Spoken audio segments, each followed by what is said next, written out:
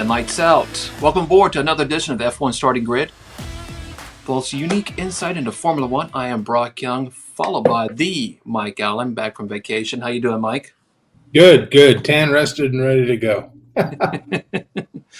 Well, before I ask your opinion on the Austrian Grand Prix, I asked you guys out there, what is your opinion? And it was half-half. Half enjoyed it, half thought it was boring. In fact, one quote was saying that the race wasn't up to much. The only talking points were the penalties. Mike, your take on it, man? Well, yeah, it was a pretty boring race. There wasn't a whole lot of action even in the midfield. I mean, it kind of played out the way everybody expected.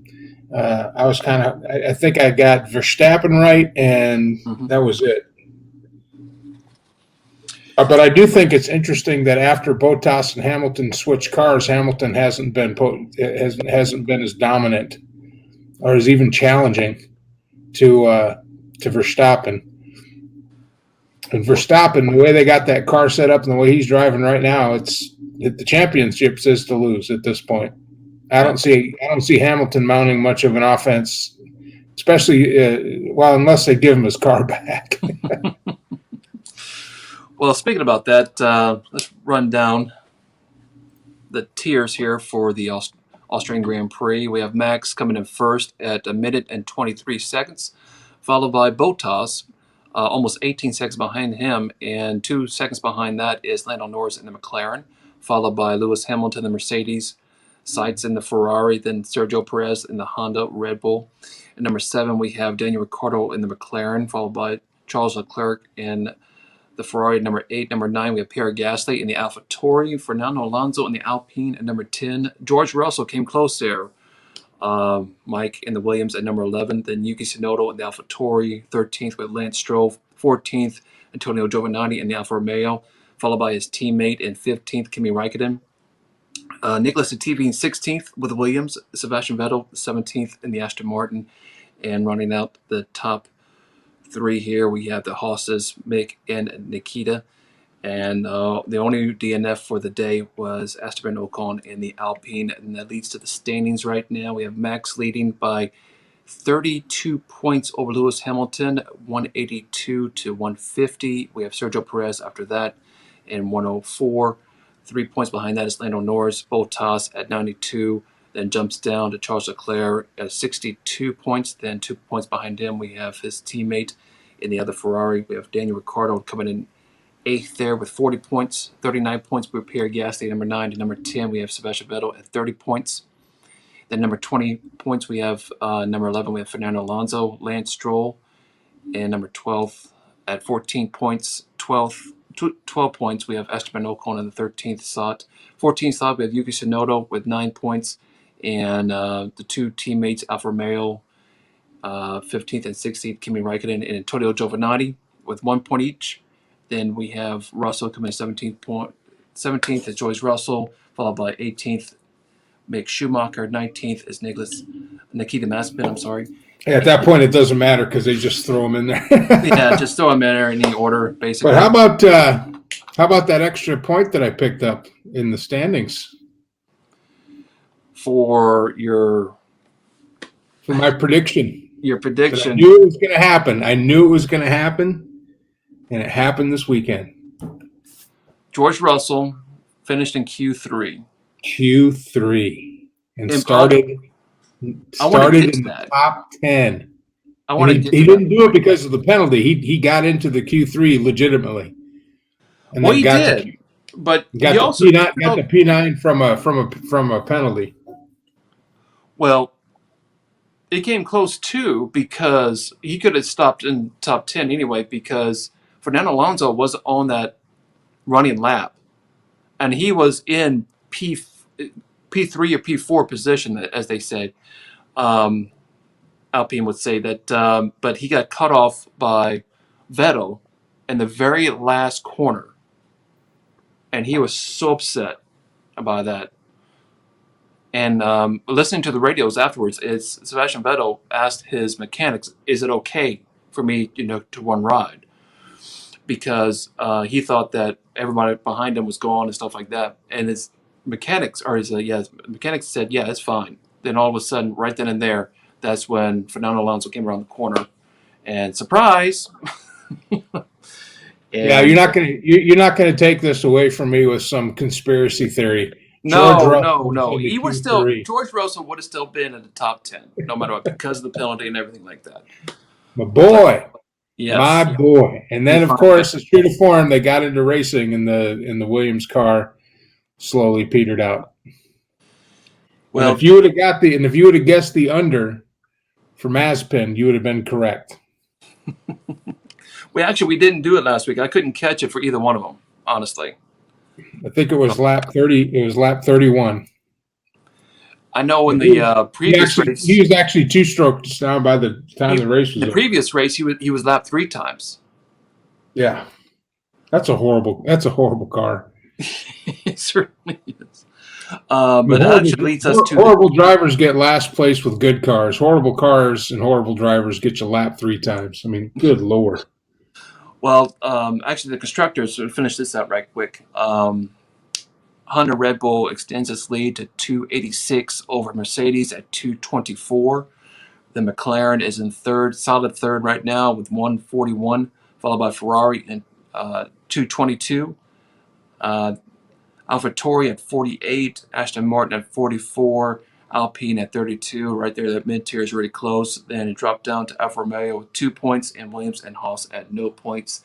I guess we could go ahead and give our standings here, Mike. You actually extended your lead to 274.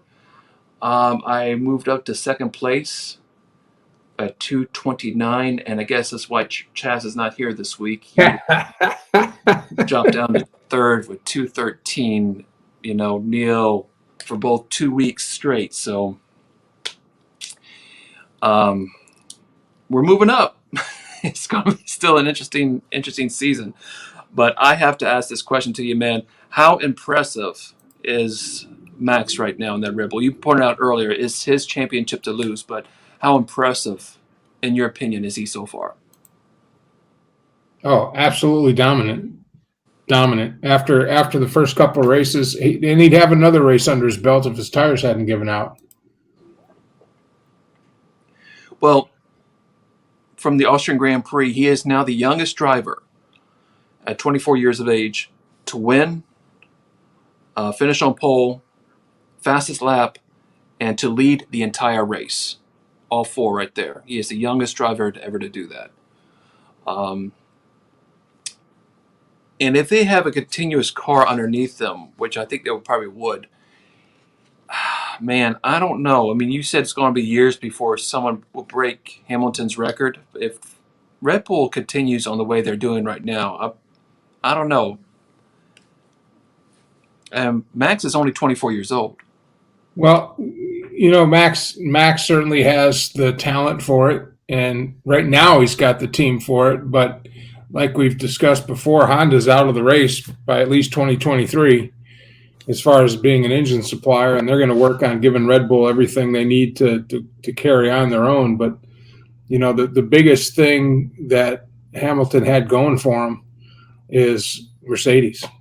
And Mercedes isn't looking to get out of F1 and passing.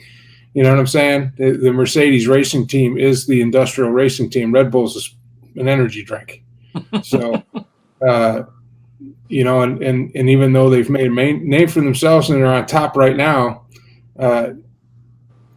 I don't see Max staying with Red Bull to get his 5, 6, 7 world championships. He'll definitely. If he loses it this year, if Hamilton somehow rallies and comes back and has a strong second half of the season and ends up getting his 8th, you're right. He's only 24 and he's got at least a good 10 years left in him. So 2 or 3 championships out of that. But with Hamilton, it was just the perfect storm. I mean, it was a constructor that was dedicated to the sport and a fantastic driver that could get everything he could out of that machine. So it's going to be hard to duplicate that because it's got to be everything, not just the driver. He's also got to have a good team behind him, and he's got to have, he's got to have the constructor to back him up. Well, that's a good segue to what Hamilton said over the weekend. Is after the race, he said, "I want to," and I quote, "thank all that came out to support me and my team for traveling all this way. I am truly grateful, and I want to send you love and positive energy. These past 5 races have been hard, but I stay positive with the belief that I have my team and that we will fight back on that next one." And basically, in short, that to never, giving up is never an option. That was the title of that piece right there. And he called on this team to improve their Mercedes W12 after losing against Max Verstappen and the Red Bull team. So the fire is still underneath Lewis Hamilton, at least for right now. So, Mike, do you see? I mean, from right now, you see Lewis Hamilton coming back. I mean, we got. Well, he just extended his contract for 2 years, so. But I do believe that he did that because of his position. If he would have been way out in front of the points, I don't think he would have extended his contract. I think he's kind of shoring himself up for the future to make sure he has an option. He wants his eighth. He wants his eighth championship.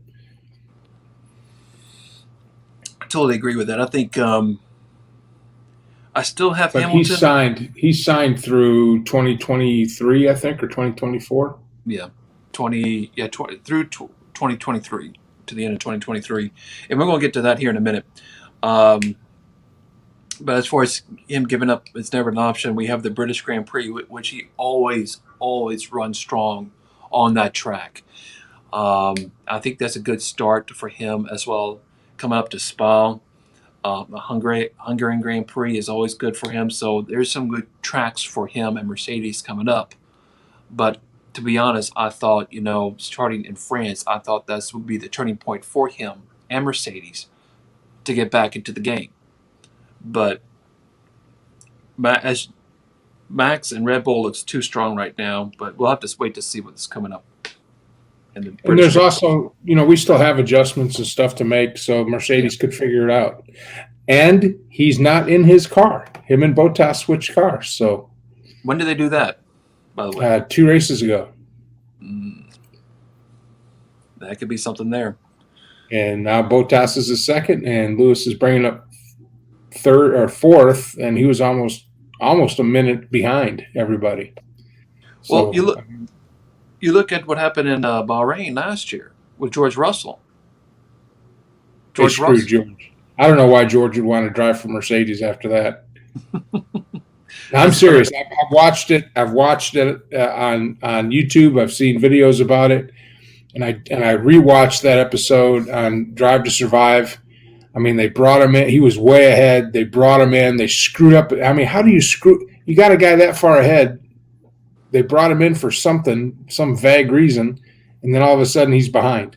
And I think their reasoning was we can't have this guy driving for Williams that gets lapped every uh, race, expose the fact that we have a far superior car that anybody can get in it and run it and win.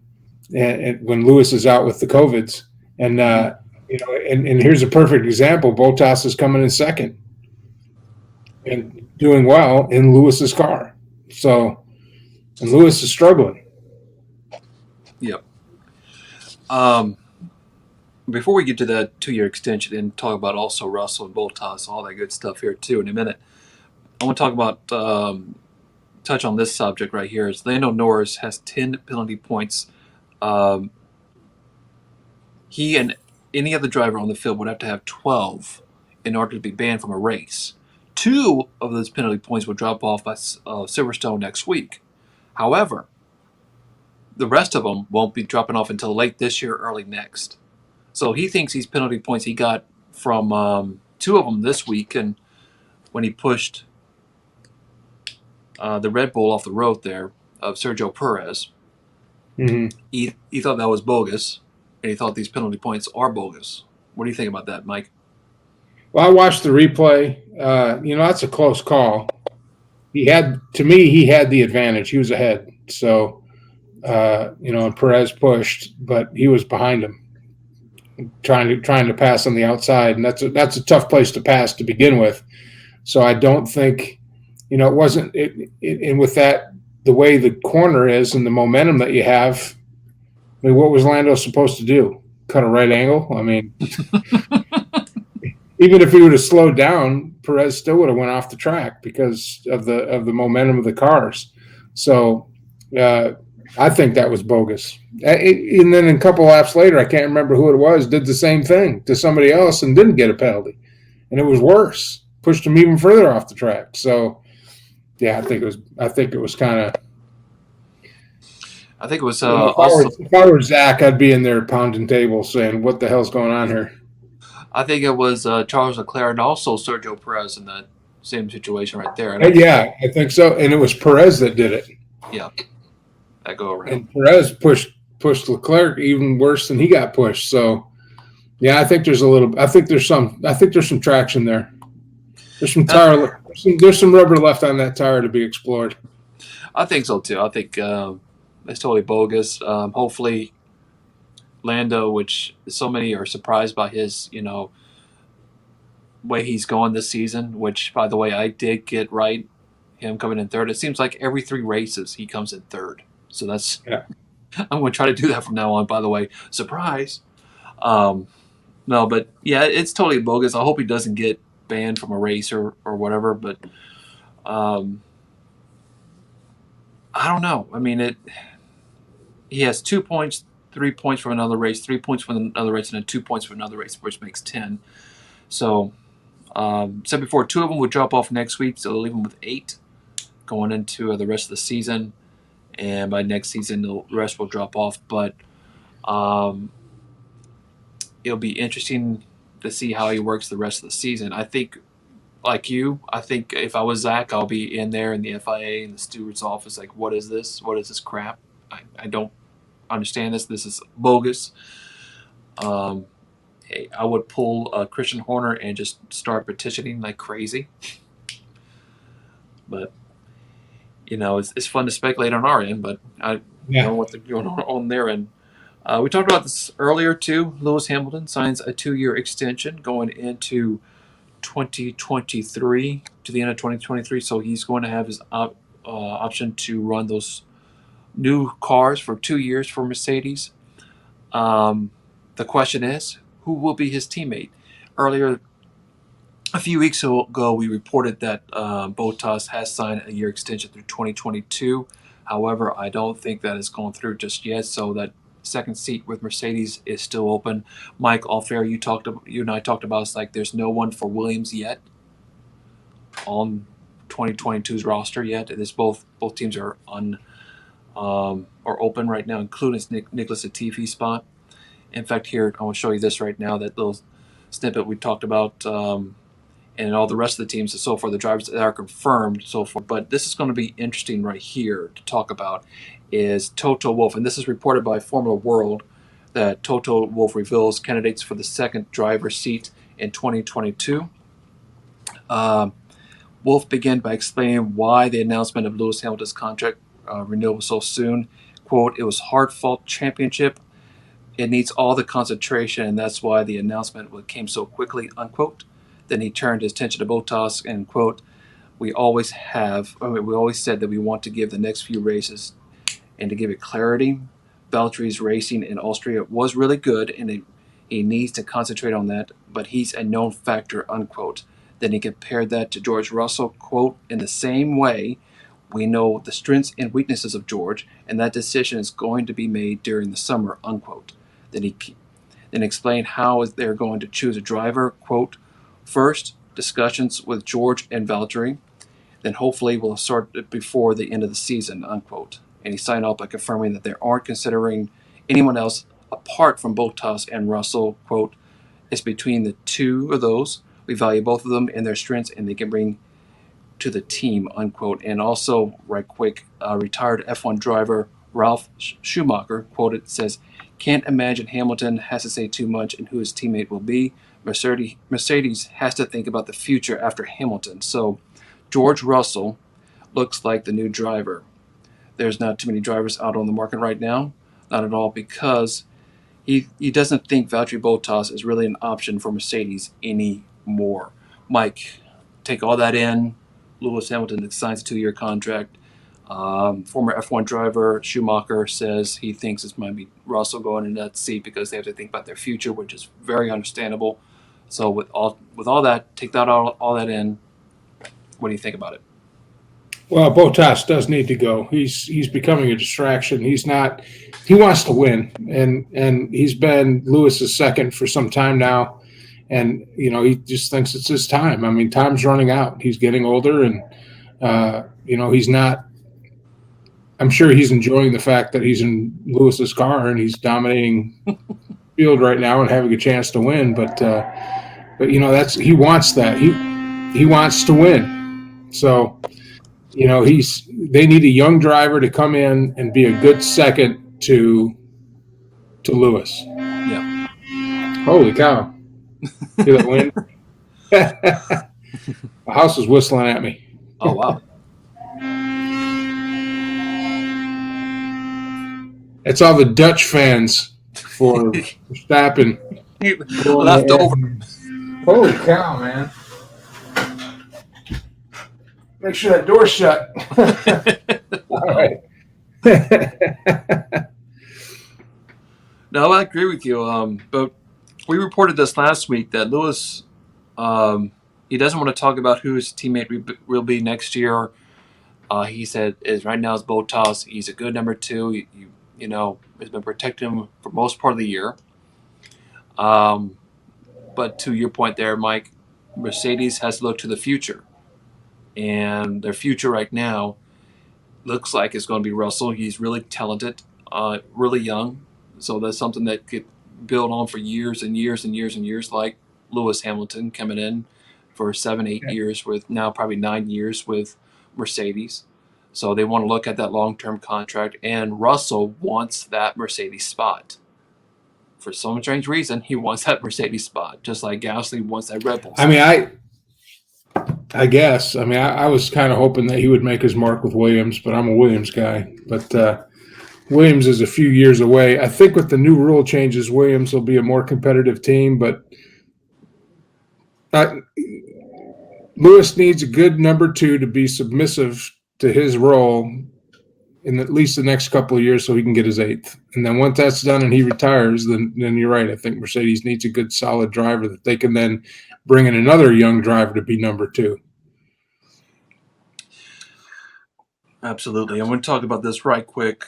And you mentioned this a little bit earlier that Honda is leaving by the end of the year, but they're going to supply Red Bull with the power unit and all this, what it needs to be for the power unit until the end of 2022. Before that, this is very interesting. What Christian Horner was saying on the F1 podcast there, before going with Honda, they were, they went with all the current F1 manufacturers, but both Mercedes and Renault turned them down. That's what he said. Mm-hmm.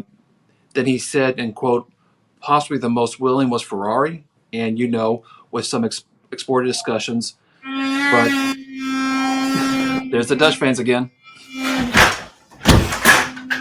Sorry. But he continued saying that, but to be a customer, so we have to accept all the particulars with the new regulations that were coming, and that would be a massive hard pill to swallow, unquote. So that's why they went with with Honda, and on to why it's going to be best for them not to go with any manufacturer. They're going to be the only, and he said the only, quote, only independent manufacturer in F1. So we're not dictated to say what's going on, what to be run on orange juice, or it's going to be a V6, V4, or whatever it is. So they have their own say in whatever that's going to happen. So, and we have this Twitter question: will VW be joining F1 in 2025? 68.8%, almost 69% said yes. So, and Red Bull and other racing forms have a relationship with VW, particularly Audi. Once again, Mac, take all this in. what do you think the prospects of Honda, helping Red Bull and prospects of Red Bull itself having its own independent power unit for the next couple of years would be? Well, I think that would be their best option. I could see Renault coming because they did not part on good terms with Renault because Renault was having problems of their own. Yeah. Mercedes isn't going to give their engine to their number one competitor, so those two obviously are out. Ferrari, they haven't been producing a very good engine power plant car design in the last couple of years.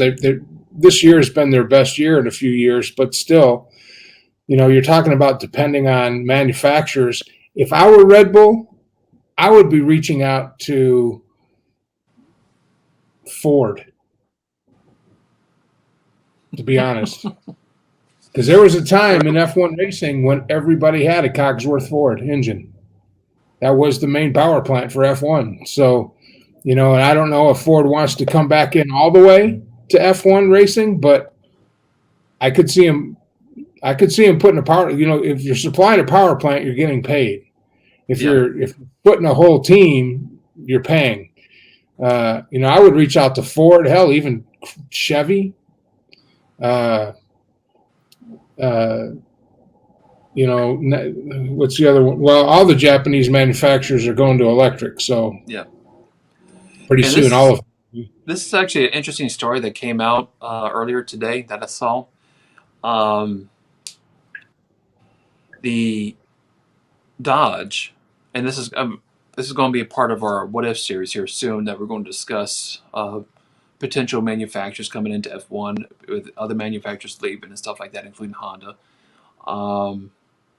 But we want to do a 3-part series, by the way, surprise, on Ford, GM/Chevrolet, and on Mopar/Dodge. On them, the potentially entering in Formula One or any other type of racing. But there's also a report that Dodge, and this is unrelated, this is just cool though, to come out with a electric race car to compete with Tesla by 2025. If that is something, tie that all together of just them trying to get it back into the racing form. So Dodge is the only one, I say Dodge, but it's more like Chrysler, Fiat Chrysler, are the only manufacturers not really developing any type of electric, hybrid, or anything like that, or concentrating on that. They're more the combustible engines. And their potential of joining F1, Red Bull might be the most logical spot for them. However, point this out before that, VW, Volkswagen, particularly Audi, has a relationship with Red Bull in the past, and in other racing forms for that matter, including DTM, one of my favorites. I just feel if Red Bull needs to go to another manufacturer in a couple of years that they cannot find that extra oomph that they have, VW might be the way to go. I don't know if that's the way you see it, Mike, or you see something different with that. Well, I would like to see them partner with an engine supplier that doesn't have another team in the mix. I could never really understand why, if your car is gonna be powered by a Mercedes, why the hell would Mercedes give you their best? And that was the big problem with Renault and Red Bull was saying, you're not giving us what we're paying for. You're intentionally giving us an engine that's not good enough, as part of a tactic. So, I was just looking at the Formula E.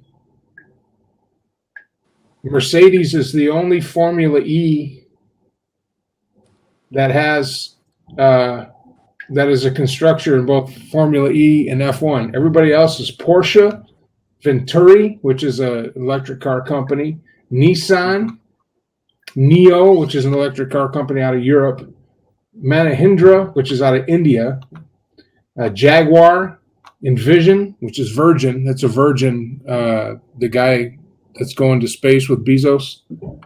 Let them stay there. And Tech Cheetah, which is another startup electric company. Penske Racing is in Formula E, Mm, and BMW. I knew BMW was in there. Yeah. So, and Audi.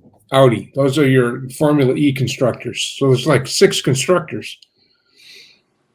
I just And I wish it goes back to that. Honestly, what's and that? on that point, I want to see Williams outside the shadow of Mercedes. Yeah, because Mercedes is never going to give them a power plant to make them competitive. No. They're just not. I think there's too much to be gained by thinking outside the box a little bit, getting Mopar involved, getting Chevy involved, getting Ford involved again, all of which have had F1 engines before. All of them have experience in F1. Uh, but I mean, I'd love to see a Ford Cogsworth team. That Mm. would be cool. But to the point of Williams, there, Mike, their head of racing. I don't think the CEO, but I believe that one of the head of racings for Williams, right there, used to be involved with Volkswagen. So that relationship might be there in the next few years or so, whenever the new car, the new power unit comes out in 2025 for Williams, to get out of the Mercedes umbrella and their shadow and to go out on their own again. And with more funding coming in, hopefully, you may see another power in Williams once again, hopefully. Hopefully. Well, I'd like to see it just for historical.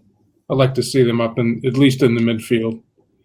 That Watching them struggle back where they're at in the last 4 years is just it's painful. As a longtime fan of the sport who's seen Williams dominate, hmm. And I because they hate, used to be like Mercedes. yeah, I hate to see that too. I hate to see teams like that and McLaren and stuff like that. McLaren's doing good, but they're still, and they're not really a subsidiary of Mercedes, but they're using their power unit. I just wish they went on out on their own. That's just me. But, um, bring us to our last discussion here. The Austrian Grand Prix is set to be canceled if it hasn't already, due to not just only COVID, but also their track itself isn't ready and they're supposed to be repaved in December, which is going to be the same time as their Grand Prix. So um, I don't know if it's just an excuse to use COVID. Basically, I hate saying that because you know you don't want anybody to joke about that. However, maybe they use it as a cover up as far as hey, our track's not ready. Let's just use that as let's use COVID. But Well, I mean, they got the new Delta variant, so I don't know what's going on with that. But mm, so that was next week. That was supposed to be, or that's in December. that's in Decemberish, late November, early December. And Next, well, I mean, that's so far out. A lot of things can change. I mean, if they want to have a race, that's fine. But you know, let's have 2 races in the U.S. I would love that. Or they move it to. I keep on pushing Malaysia. Let's go to Malaysia. Even though no fans in the stands, let's go to Malaysia. But anyway, yeah, it's gonna be very. It's gonna be interesting to see, but also very disappointing at the same time. It seems like we're almost on a weekly schedule of certain Grand Prix canceling and others filling in its spot. So in F1, wants a 23 race calendar, so we'll see what they do if it has been canceled or is in the process of being canceled. As you said, United States is ready to do 2 of them back to back if need be. So Well, right now we've got Miami and Austin, and even on the West Coast. let's do it. I'd love to see a back to back like that. But um, we're done with the 3-week stretch here of racing, so we have a weekend off. Sorry, Mike. I know you're hoping for that. I know you're hoping for continue racing, but get this: next week is going to be the debut of sprint races. So qualifying will be on Friday, sprint race is going to be on Saturday, and the race itself will be on Sunday. And we'll talk about all that next week too. We invite you also to like, share, and subscribe. Follow us on Twitter and Facebook at Former Racing. Drop us a line, theformerracing@gmail.com. Give us a topic. We'd love to hear from you. Not just this show, but also the What If series. We have other series planned also coming up here real soon. In the meantime, enjoy what we have here on the F1 Starting Grid as well as the Former Racing, and we'll see you next time right here on F1 Starting Grid.